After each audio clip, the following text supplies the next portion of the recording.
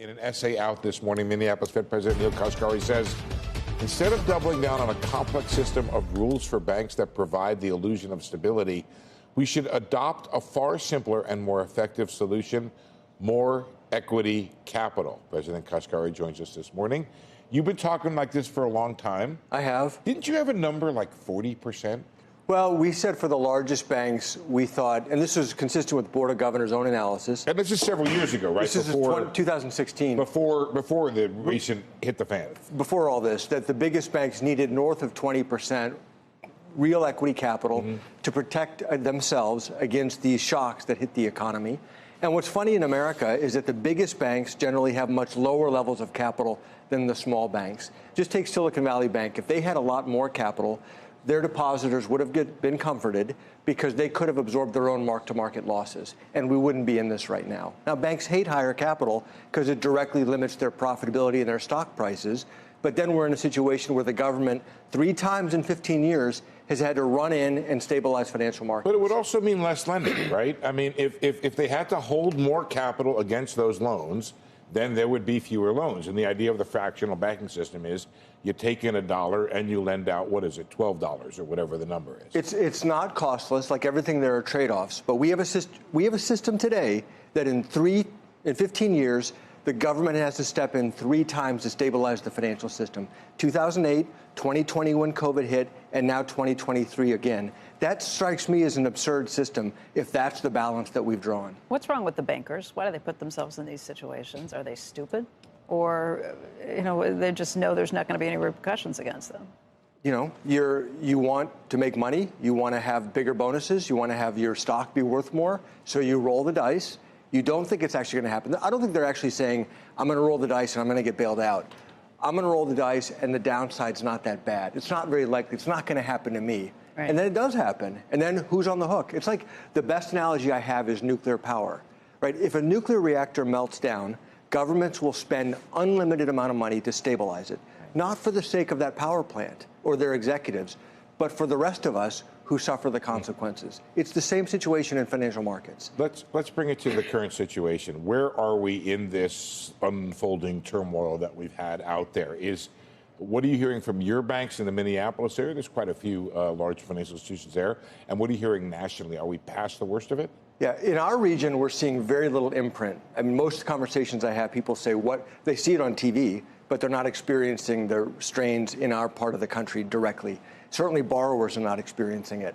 But my experience in 2008 has taught me every time we thought we were through it, every time we said this over, smooth sailing, the stresses reemerged. So when I think about this crisis, it really is the outlook for inflation. If inflation continues to be entrenched at a very high level and the Federal Reserve has to keep rates high to try to bring inflation back down, to break that dynamic, then the yield curve is going to be inverted for an extended period of time. And then these stresses in the banking sector will likely continue and maybe get worse. If, on the other hand, markets are right that inflation is going to fall quickly, then you could imagine policy normalizing, the yield curve uninverting, and then these stresses in the banking sector become smaller. We should just be clear about this, that the inverted yield curve creates direct stress in the banking system, which is supposed to borrow short and lend long, right? Correct. And if long is lower than short, you can't really make money in that system. You create those stresses. But where are you in the, how do I say this, the planning for or the influence of the banking turmoil on your outlook for rates? Is it a time to pause because of that, or is it a time to keep going and fighting inflation? Well, we have to keep going and fighting inflation. The question is, at what rate do we have to continue to potentially raise the federal funds rate? We've obviously raised it a lot, 5 percentage points in the last year, and we are still trying to get data on what are the stresses in the banking sector. Others have talked about this a lot. When the banking system comes under stress, that itself can be a damper on inflation. We're not yet seeing the evidence that the stresses in the banking sector are doing our work for us to bring inflation down.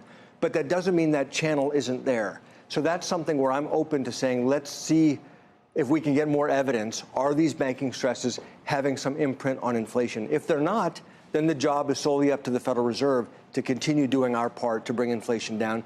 If the banking stresses are going to bring inflation down, then we should take that on. And so I don't know yet. But Neel, you're a voting member. If you had to vote today, how would you vote?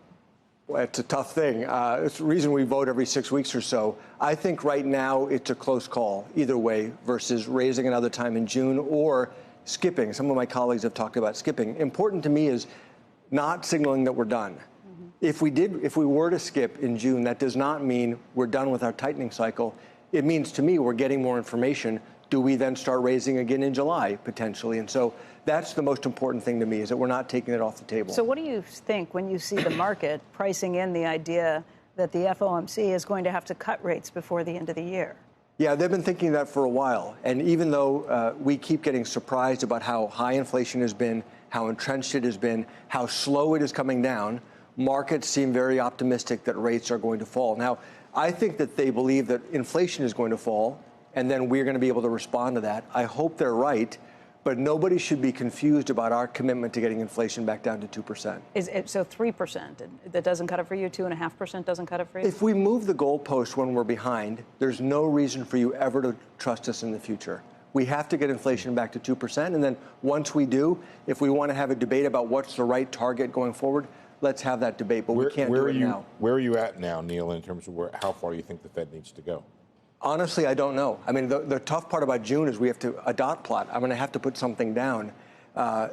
So far, services inflation seems pretty darn entrenched. I mentioned to you before we came on camera, my flight to New York, not an empty seat. Yeah. And is there any evidence that the services side of the economy is slowing? I haven't seen it yet.